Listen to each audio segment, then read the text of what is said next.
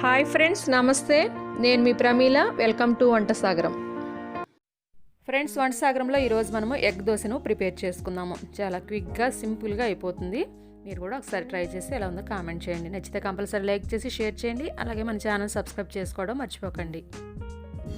Friends, దీనికోసం ముందుగా ఒక బౌల్లో ఒక ఎగ్ని తీసుకొని పగులుగొట్టి యాడ్ చేసుకోండి.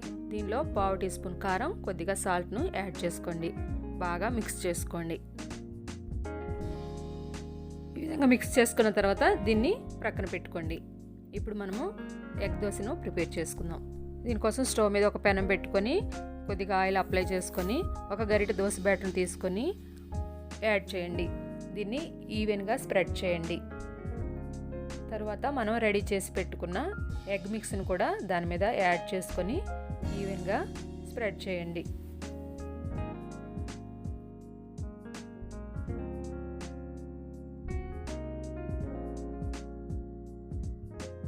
ఇలా స్ప్రెడ్ చేసుకున్న తర్వాత ఒక స్పూను ఆయిల్ని అక్కడక్కడ యాడ్ చేసుకోండి. ఈ దోశ అడుగు వైపు కాలిన తర్వాత రెండో వైపు కూడా తిప్పుకోండి.